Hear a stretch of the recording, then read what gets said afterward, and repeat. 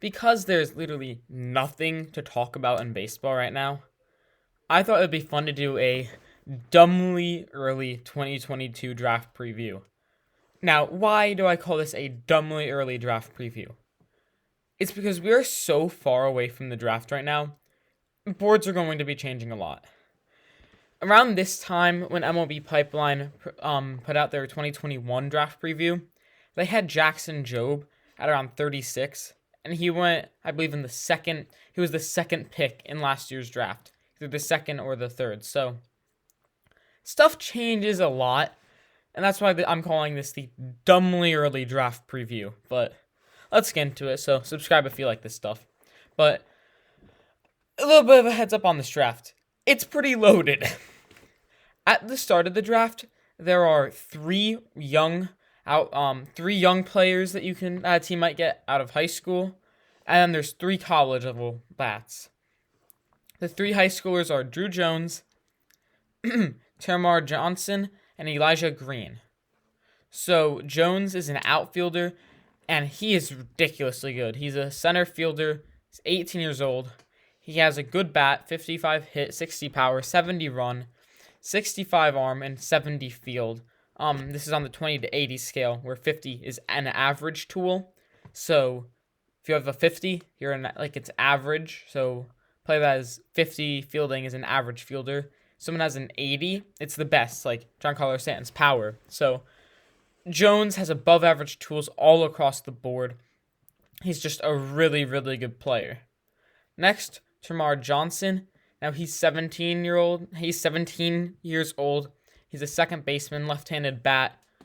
He has a 70 hit, 60 power, 50 run, 50 arm, 55 field for 60 overall.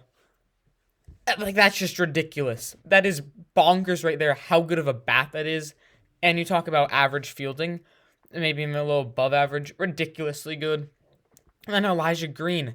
This guy's been talked about for so long, and he might not even be the first overall pick, which is ridiculous. That shows you how talented this draft is. So he's 18 years old, 50 hit, 60 power, 70 run, 60 arm, 60 field. I mean, three young players. You draft one of them, right? If you have an early pick, you're drafting one of them, and that's easily the core of your team for the next 10 years.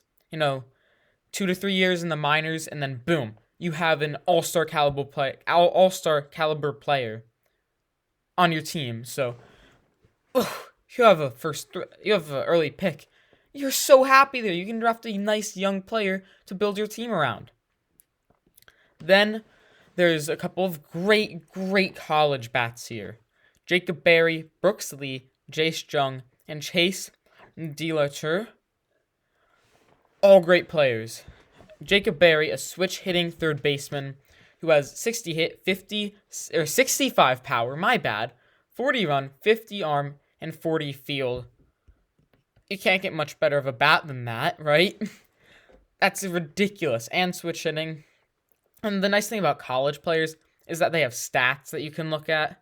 So high school, not much competition. College, you have a lot of competition. Really nice to look at how well they're doing, right? You can project what you think they're going to do. You can say, oh, they're going to maybe get a little more power, see their batting practice, but you also get competition. So a little less risk with the college bats, a little less upside. Next, Brooks Lee, a switch hitting shortstop. 65 hit, 55 power, 50 run, 55 arm, 50 field. Another just really good bat, and at a position like shortstop where, you need a pretty decent glove there. Reminds me a good amount of Francisco Lindor. Maybe a slightly worse glove, a little bit better bat, but really, really good player there. At second base, you have Jace Jung.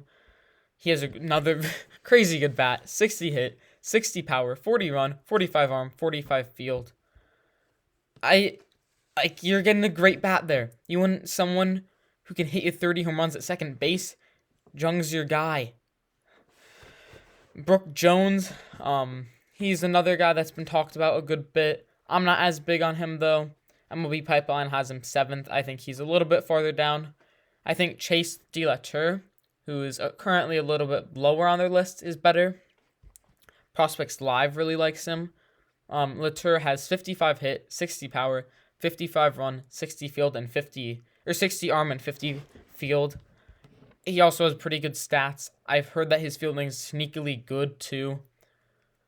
Just looking at those 6 players, maybe even 7 right there, you can see you have a lot of options. You can get a player in college who can play in the minors for 2 years and then boom, be on the team and take a low risk there.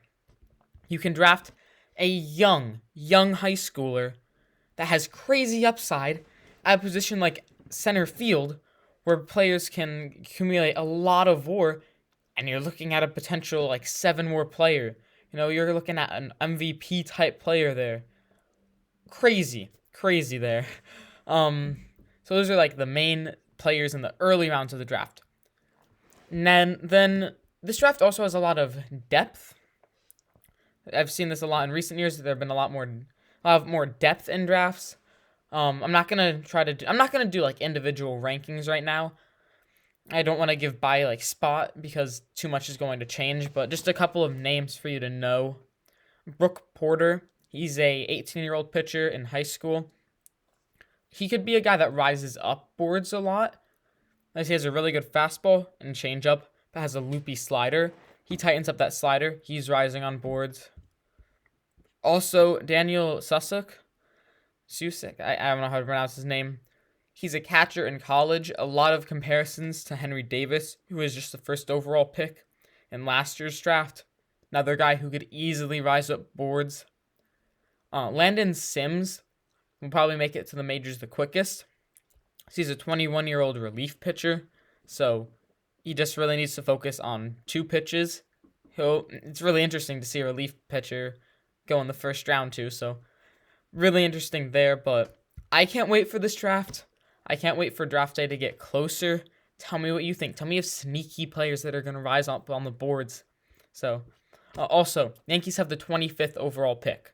Just in case you were wondering, we have the 25th pick, and we don't really know like what the second round, third round is going to look like, but I'll tell you guys that as soon as I get it.